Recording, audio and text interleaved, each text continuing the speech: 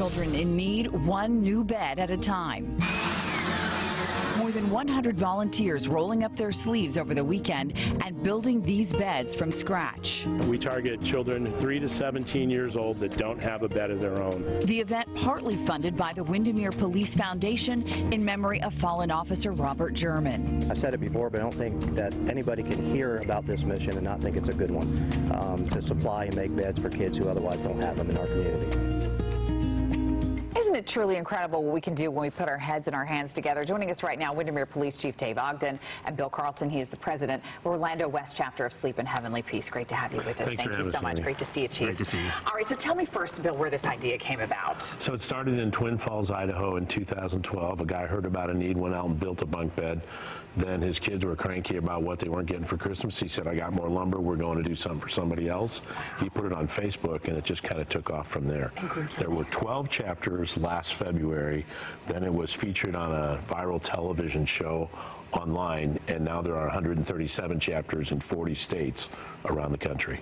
I think people would be shocked to know how great the need is in our community. People think Windermere, they think, oh, this is a very affluent community. People there don't need help, but that's not true. It's not true, and I was shocked when I first saw the show and realized how great the need was. I'd never given it another thought. I always had a bed. But there are a lot of people who I would say, you know, have some assistance or are working poor, just struggling to make ends meet. And frankly, getting the kids a bed is one of the things that they kind of, you know, skimp on. They let them share a bed or sleep on the couch, or, oh, they can sleep on an air mattress, they'll be fine. Then the kids don't sleep as well, they're tired, they don't do as well in school, there are health issues with not sleeping well. So it's a domino effect. It is, and we can step into that and make a big change in that kid's life, one kid at a time.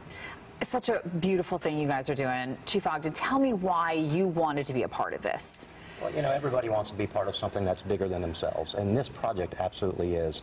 In the Windermere Police Department Foundation, when we heard about this, I actually heard about it through some private men's ministries, actually twice. Bill came to speak with us, and I just said, you know, we've got to be a part of this mission. So the Windermere Police Department Foundation stood up and sponsored the bunk bed build, told some residents about it, and immediately one of the residents said, we're going to do a double bunk bed build, not just a single. And that's why it happened. And my vision when this kind of came about was that I wanted law enforcement officers in a community side by side building these beds, just doing something that's just such a great mission for everybody. And it really was a great success. 4 agencies were represented. And you guys had a great turnout. I imagine you didn't have to twist a lot of arms to get people to come help you. We didn't. You know, when you throw it out, you're not quite sure, but I think we had approximately 150 volunteers, which was more than Bill said we would need. We had to cut it off at one point. Wow. It was great, and everybody that heard about the mission wanted to be a part of it. Ellie Lou's restaurant stepped in and actually supplied food for everybody for free. They wouldn't take our money for that, and again, everybody who's heard about this mission just wants to be a part of it.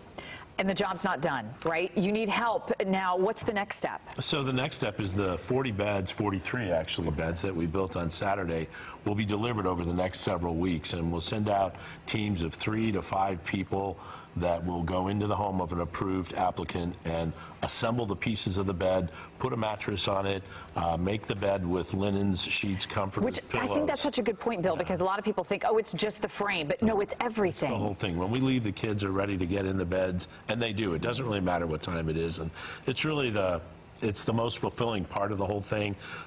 It generally gives you a lift and a great feeling, and every now and then it's a little bit sad just to see how poor of a situation the kids are living in, but we're making a difference for that one child. We tell them, this is your bed, and now you get to sleep in heavenly peace. So our mission really is no kid sleeps on the floor in our town, and we actually need help with the delivery team. Okay, so what do you want people at home to know? Where should they go if they want to help? They can find us on Facebook or Instagram at SHP Orlando W, or they can go to our website, shpbeds.org, shpbeds.org. I know this gives you great joy, doesn't it? Absolutely does. And my wife and I will be volunteering with our personal pickup truck to maybe deliver some beds. So we'll invite you out if you want to come out and join us. We love your wife, Shelley, too, Dave. So thank you so much for being with us this morning. Thank you so much, Bill. Pleasure. Great to have you both with us this morning.